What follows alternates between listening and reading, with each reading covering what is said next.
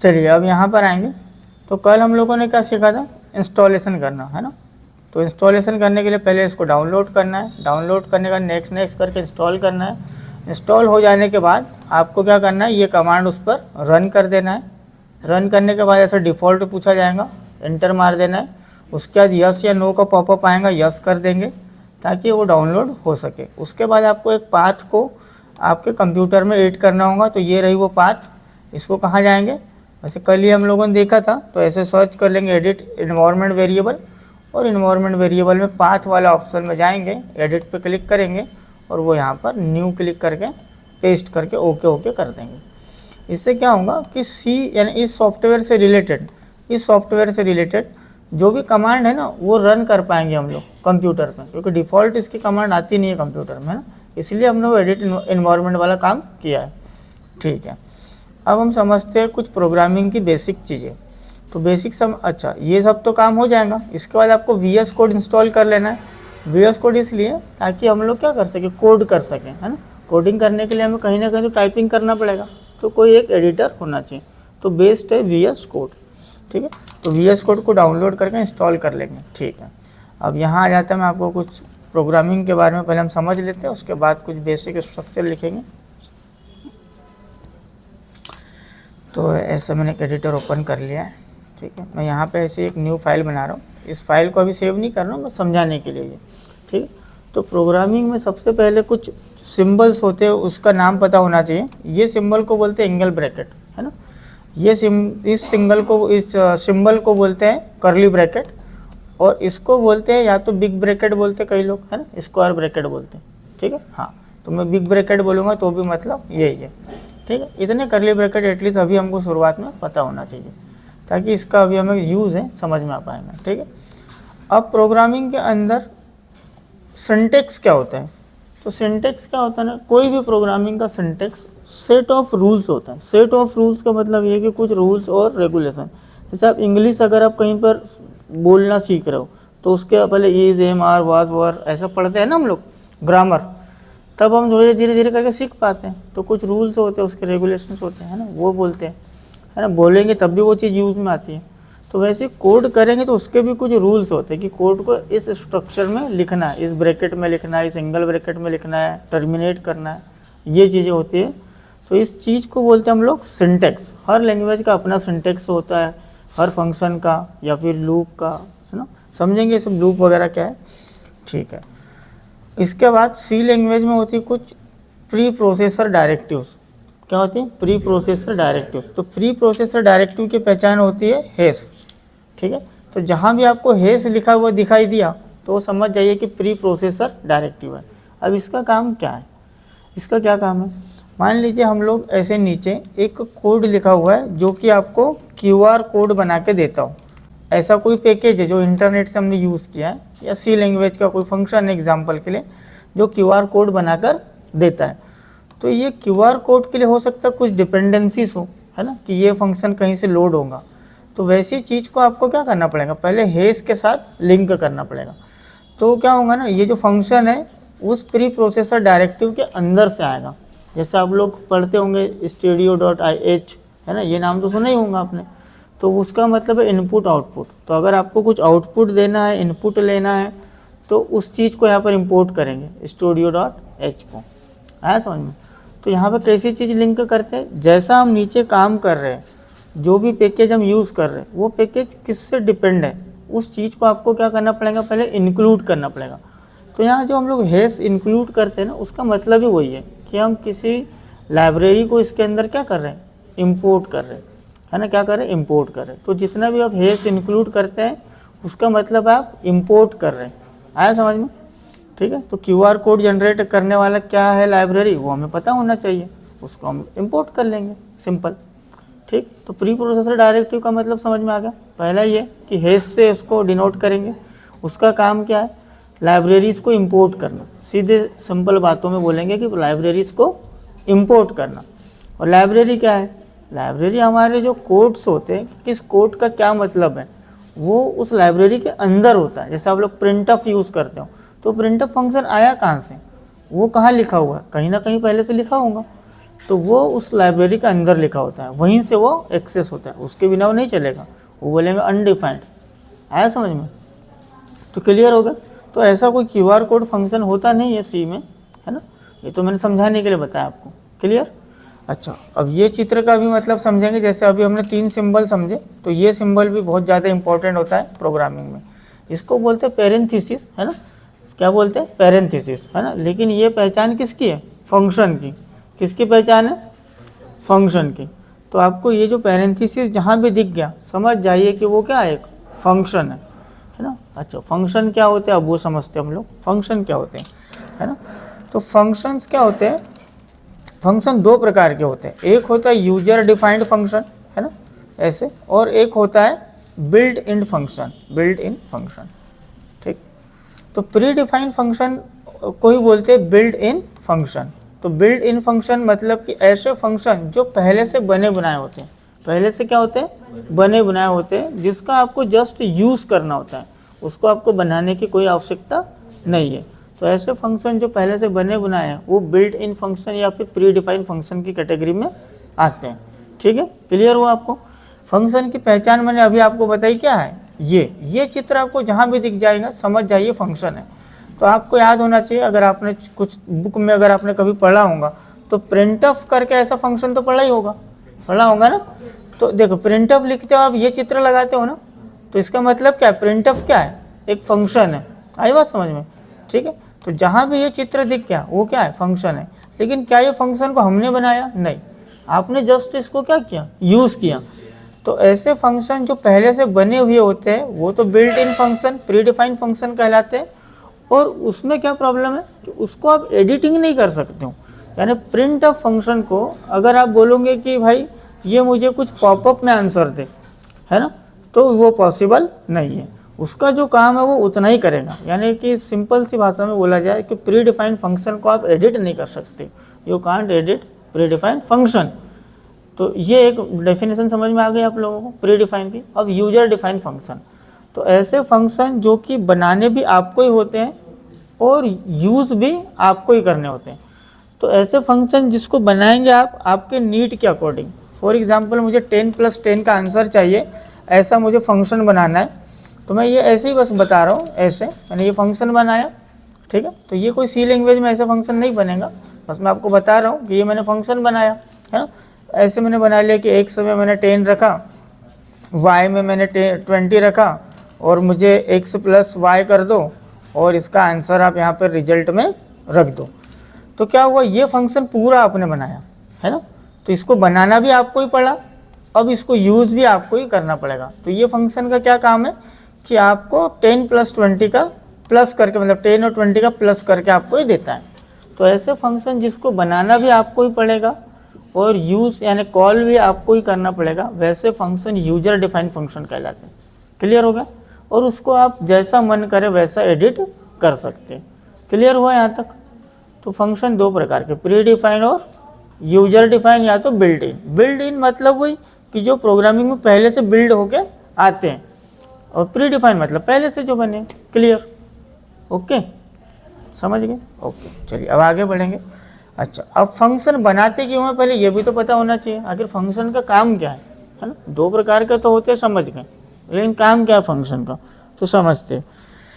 तो फंक्शन का मेन काम क्या होता है, प्रोग्रामिंग का मेन काम क्या है पहले तो वो समझते हैं। क्या होता है प्रोग्रामिंग? हम लिखते क्यों हैं? हम किसी भी आउटपुट को प्राप्त करने के लिए ही प्रोग्रामिंग लिखते हैं। हम एक वीडियो प्लेयर बना रहे हैं, हमारा मेन आउटपुट है कि वहाँ जाके कोई भी वीडियो को प्ले कर सके। मेन आउटपुट तो यही होगा ना हमारा। तो उसको प्राप्त करने के लिए हमें जो जो स्टेप्स लेने होंगे वो स्टेप्स ही क्या कहलाएंगे? प्रोग्रामिंग, है ना। तो वही आपका क्या है? आउटपुट है। जैसे हम लोगों का देखिए यहाँ पर हम लोगों ने कल ही एक AIW म्यूज़िक एक ये विंडो ऐप बनाया, इसको हम लोगों ने क्या में बनाया? पाइथन में बनाया। देखो आया, ठीक है। तो यहाँ पर ऑप्शन है कि यहाँ से हम लोग ऑडियो को सेलेक्ट कर सकते हैं यहाँ पर, और यहाँ से ये प्ले हो गया। यहाँ पे पॉज कर सकते हैं, इसको आगे पीछे कर सकते हैं। ये हमने बनाया, हमने हमारे स्टूडेंट्स लोगों ने पाइथन में, ठीक है। तो इसका मेन आउटपुट क्या था? सॉन्ग को प्ले करके दो। तो इस आउटपुट को प्राप्त करने के लिए जो हमने कोड लिखा बस उसी को तो क्या कहेंगे? प्रोग्रामिंग कहेंगे, है ना। लेकिन आपने अभी एक देखा कि ये वीडियो जब मैं यहाँ क्लिक किया, तो ऑडियो जब मैंने यहाँ क्लिक किया तब ऑन हुआ, और जब मैंने क्लिक किया तब पॉज भी हो गया, साउंड आ रहा है, ठीक है, बंद हो गया। तो क्लिक करने पे अब इसका मान लेते हैं कि ऐसा कुछ कोड लिखा होगा, प्लेयर डॉट प्ले, ऐसा कुछ कोड लिखा होगा, बहुत सारा कोड है, इतना सा नहीं है, ठीक है, ऐसा कोड लिखा हमने कि प्ले। अब इस कोड को मैंने ऐसे ही छोड़ दिया तो होगा क्या कि ये ना जैसे ही आपका प्लेयर खुलेगा वैसे ही ये लाइन क्या होंगी, रन हो जाएंगी और वो प्ले होना चालू हो जाएगा। लेकिन हम चाहते हैं कि एक सर्टन टाइम पर हमें उसका आंसर चाहिए कि क्लिक करें तब ऑडियो प्ले हो, है ना। तो इस केस में आपको इस चीज़ को एक आप फंक्शन के अंदर रखना पड़ेगा। एक फंक्शन रख लेंगे कुछ भी डेमो के नाम से, और ये जो कोड आप लिख रहे हो ना, ये कोड को कहाँ लिखना होगा आपको, फंक्शन के अंदर, ठीक है। अब फंक्शन के अंदर लिखने से क्या हुआ कि जो कंपाइलर होता है ना, देखो बहुत सारी चीज़ें होंगी शायद समझ में ना आ रही हो, ठीक है, धीरे धीरे सब समझ में आएगा, ठीक है। तो फंक्शन के अंदर लिखने से क्या होता है, फंक्शन में जो भी कोड लिखा हो, कितना भी कोड लिखा हो, वो कोड कंपाइलर को जरा भी पता नहीं होता है। कंपाइलर को कुछ पता नहीं होता है कि यहाँ फंक्शन है, उसके अंदर कोड है ना, तो वो रन होता ही नहीं है। फिर ये रन होगा कब, जब इस फंक्शन को हम कॉल करेंगे। तो फंक्शन बनाया हुआ है, उसका आंसर आपको तब तक नहीं मिलेगा जब तक आप उसको कॉल ना कर लो। तो जब हम इसको कॉल करेंगे तो इसका आंसर मिल जाएगा। तो हम उस बटन पे जब ऑन क्लिक कर रहे हैं ना, तब ये फंक्शन कॉल हो रहा है, और जैसे ही फंक्शन कॉल होता है तो कंपाइलर को आइडिया लग जाता है कि यहाँ एक फंक्शन है, इसके अंदर जितनी भी लाइन है उसको एग्जीक्यूट कर दो। तो आया समझ फंक्शन किस केस में बनाते हैं। अब इसका फ़ायदा क्या हुआ, एक फ़ायदा तो अब दिख गया कि आपको जब चाहिए तब उसका आंसर मिल रहा है, क्लिक करने पर, है ना, तब मिल रहा है, एक फ़ायदा ये होगा। दूसरा फ़ायदा क्या है ये समझिए। मानते हैं कि जो ये लाइन हम लोगों ने लिखी है, ऐसे मैंने 1000 लाइन लिख दी खाली पीली बिना फंक्शन के, तो होगा क्या, जितना भी कोड होता है ना वो जाके आपके रैम में सेव हो जाता है। कहाँ सेव हो जाता है, रैम में।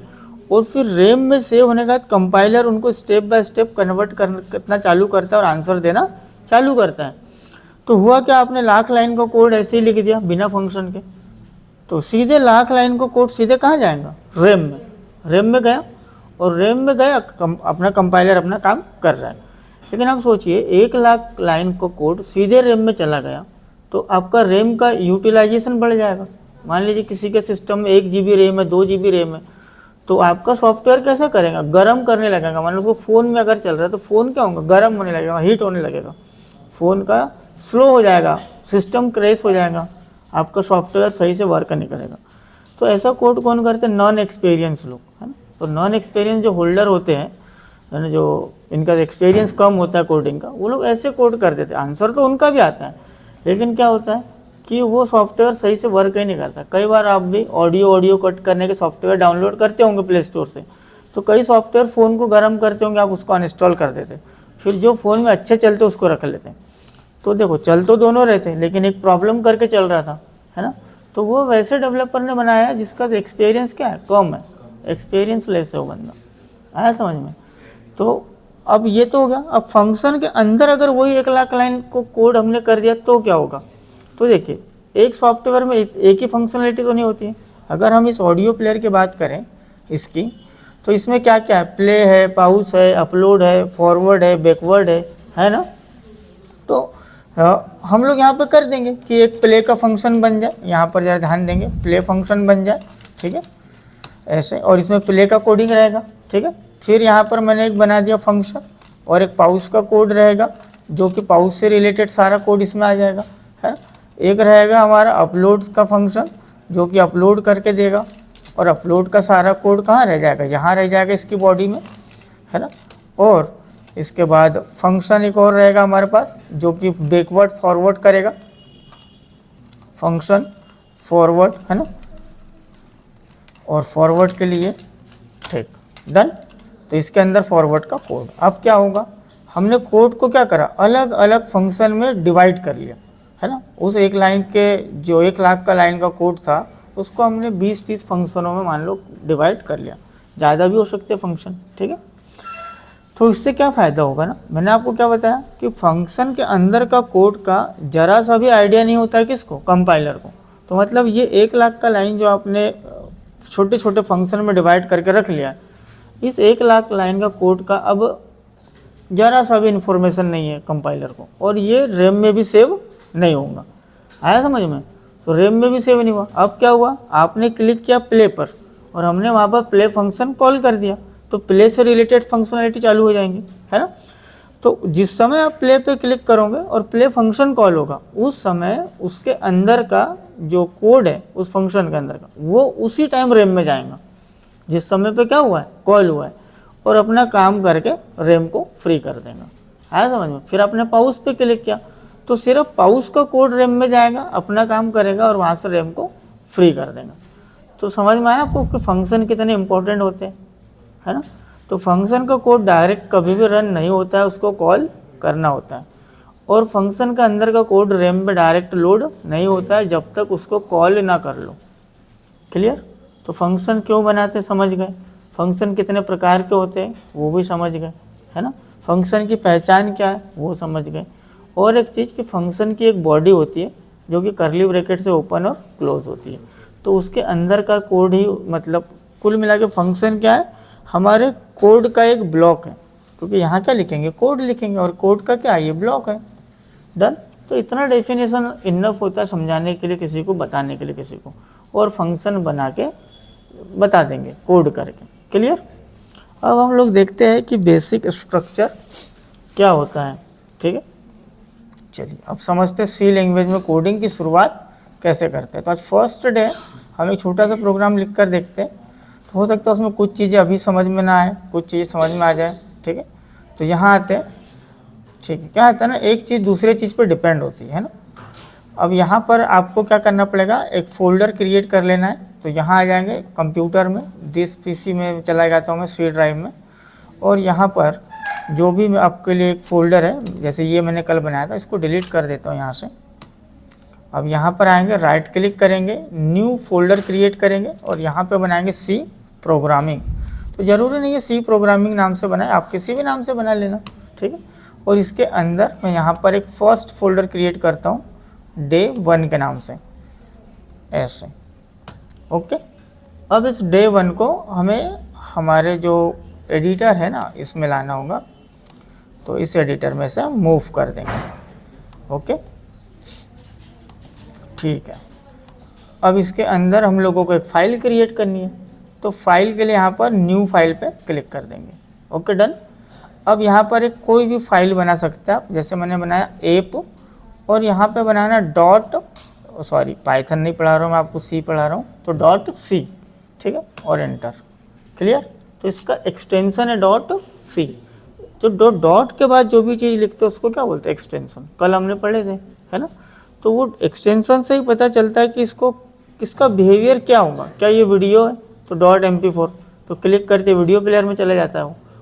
क्या .mp3 है तो ऑटोमेटिक ऑडियो प्लेयर में ऑन हो जाता है ना। तो वही होता है एक्सटेंशन। ओके, चलिए अब यहाँ पर आएंगे, तो हमें यहाँ पर printf फंक्शन का यूज़ करना है। तो वो किस लाइब्रेरी में, उसको सबसे पहले क्या करेंगे आप, इंपोर्ट करेंगे, है ना। तो जो भी आप चीज़ यहाँ पे लिखते हो ना, हेस, ठीक है, यहाँ पे मैंने क्या लिख दिया, इंक्लूड, है ना, और फिर ये चित्र के अंदर उसको करना होता है इंपोर्ट। तो मैंने यहाँ लिख दिया studio.h। डन। ठीक है, इसके बाद इसको टर्मिनेट जरूर कर देता हूँ मैं। फिर यहाँ आएंगे, फिर यहाँ पर मुझे एक फंक्शन क्रिएट करना है मेन के नाम से, है ना। इसमें ना पहला फंक्शन ना मेन नाम से बनता है। मेन नाम से इसलिए बनता है क्योंकि जब सी रन होता है ना, सी का कोई भी प्रोग्राम, तो वो कंपाइलर सबसे पहले मेन को ढूंढना शुरू करता है। ठीक है, कि मेन को पहले ढूंढे, फिर उसके आगे के वो स्टेप्स को लेता है। वो तो हम फिर सीखेंगे कि और चाइल्ड फंक्शन कैसे बनेंगे या बाकी की चीज़ें कैसे होंगी। तो डिफ़ॉल्ट एक क्या बनाएंगे आप, मेन फंक्शन। तो यहाँ आएंगे और यहाँ पे लिख देंगे इंट। इसका भी क्या मतलब है वो आपको समझ में आ जाएगा। फिर यहाँ पे लिखेंगे आप फंक्शन का नेम मेन, और इसका यहाँ पर आ जाएगा बॉडी। हो गया। अब आपको क्या करना है, प्रिंट करना है। तो यहाँ पे आएंगे, प्रिंट ऑफ ये लिखेंगे, और यहाँ पर डुअल कोड में यहाँ पे लिख देता हूँ नीलेश दावंडे, और यहाँ पर इसको टर्मिनेट। ठीक है, अच्छा ये चीज़ समझेंगे कि ये लाइन का क्या मतलब, टर्मिनेट का क्या मतलब है। एक्चुअली क्या होता है, जब कंपाइलर आपके कोड को रन करता है ना, तो वो स्टेप बाय स्टेप रन करता है। तो जैसे ये रन करेगा, उसको समझ में आ जाएगा कि यहाँ पर ये ख़त्म हो गया, अब अगला लाइन रीड करो, है ना। तो अगला लाइन यहाँ से शुरू हो जाएगा, ठीक है। फिर इसके बाद ये लाइन आई, इसका यहाँ आ जाएगा। क्लियर हुआ? ठीक है। अच्छा, यहाँ इंटीजर इसके लिए लिखा है क्योंकि यहाँ से मैं कुछ रिटर्न करने वाला हूँ। क्या करने वाला हूँ? रिटर्न। और डिफ़ॉल्ट यहाँ से रिटर्न कर देंगे 0। तो 0 ही क्यों करेंगे, इसका क्या मतलब है? या 1 क्यों नहीं करेंगे? कर सकते हो, 1 भी कर सकते हो, 2 भी कर सकते हो, कोई पॉजिटिव नेगेटिव हर कुछ चीज़ को रिटर्न कर सकते हैं। अच्छा, पहली बात तो वहाँ इंट लिखा है तो नंबर ही रिटर्न करेंगे, ये पक्का है, ठीक है। अगर वहाँ पे कुछ और लिखा होता, वहाँ कुछ और क्या क्या आएगा वो भी हम आगे समझने वाले हैं, और वहाँ लिखा ही क्यों है उसका भी क्या मतलब वो भी हम समझेंगे आगे, ठीक है। तो अगर इंटीजर लिखा तो इंटीजर में आते हैं नंबर, न्यूमेरिक नंबर 1 से लेके आगे तक, 0 से लेकर, सॉरी, ठीक है। तो कोई पॉजिटिव नंबर कुछ भी लिख सकते हैं, 1 2 3 5 89 95 कुछ भी, और आंसर आएगा आपका, कोई प्रॉब्लम नहीं है, ठीक है। लेकिन स्पेशल इस 0 का क्या मतलब है? एक्चुअली स्पेशल इस 0 का मतलब ये होता है ना कि जब यहाँ से रिटर्न करते हैं ना, तो आपके कंप्यूटर में क्या डला है? एक ऑपरेटिंग सिस्टम डला हुआ है ना। क्या डला हुआ है? Operating system. और वो ऑपरेटिंग सिस्टम इस 0 का मतलब समझता है, इसका मतलब है एग्जिट सक्सेस, है ना। तो वो समझ जाएगा कि ये सक्सेस का आंसर है। लेकिन हमने कुछ भी लिख दिया 102, जिसका कोई मतलब ही नहीं है ऑपरेटिंग सिस्टम में, तो ऑपरेटिंग सिस्टम वहाँ पर क्या हो जाएगा? परेशान हो जाएगा। हालांकि आंसर तो दे ही देगा, है ना, लेकिन वो वहाँ पर दूसरे काम में उलझ जाएगा, तो वो गलत है ना। इसलिए क्या लिखेंगे? 0 ही लिखेंगे। क्लियर हुआ? 0 का मतलब क्या? 0 ही क्यों लिखेंगे, ठीक है। ओके, अब इसका छोटा सा मैं आंसर चेक करा के दिखाता हूँ। तो आपको इसको क्या कराना है? कंपाइल कराना है। ये कोड काय में लिखा आपने? इंग्लिश में। लेकिन कंप्यूटर क्या समझता है? बाइनरी समझता है। तो पहले इसको आपको ट्रांसलेट कराना पड़ेगा, काय में? बाइनरी में। तो ट्रांसलेट कैसे कराएंगे? आप यहाँ पर जाएंगे, या तो यहीं पर टर्मिनल ओपन कर लेंगे, तो कंट्रोल के साथ बैकटिक बटन प्रेस करेंगे। ESC बटन के ठीक नीचे होता है ना, ESC के ठीक नीचे होता है बैकटिक बटन। कंट्रोल के साथ बैकटिक प्रेस कर देना आपको, तो ये टर्मिनल ओपन हो जाएगा। टर्मिनल मतलब कमांड प्रॉम्प्ट है ये, कि हम यहाँ पे कुछ कमांड वगैरह लिख पाएंगे, ठीक है। तो क्या कमांड लिखेंगे? हमने GCC को इंस्टॉल किया था, तो यहाँ पे लिखेंगे GCC। फिर यहाँ पर हमारा फाइल का क्या नाम है? app.c। तो यहाँ पे लिख देंगे app.c, app.c। इसने डॉट स्लैश ले लिया ऑटोमेटिक, हटा देंगे app.c। फिर इसके बाद -o, और इसका नाम दे देंगे विदाउट एक्सटेंशन, ठीक है। और यहाँ पर एंटर प्रेस कर देंगे। कुछ देखिए मुझे वार्निंग आ गया, है ना। कैसा आया प्रॉब्लम? एक्स्ट्रा टोकन, ये क्या हो गया है? ये एक्स्ट्रा हो गया। वो बोल रहे हैं यहाँ इसकी ज़रूरत नहीं है, तो इसको हटा देंगे ऐसे। तो रन टाइम पे इसने एरर कैसे दिया? आपके कंपाइलर ने एक्चुअली इसको रीड करा, और जो भी रूल था उसने अवॉइड कर दिया आप लोगों ने, इसलिए क्या आया? प्रॉब्लम आया, ठीक है। तो ठीक है, इस बार अब दोबारा रन करेंगे और अब टेस्ट करेंगे। देखिए अब हो गया कंपाइल, कोई एरर नहीं आया इस बार। अब कंपाइल होकर क्या हुआ होगा? एक और एक फाइल यहाँ पे ऑटोमेटिक जनरेट हो गई होंगी, .exe।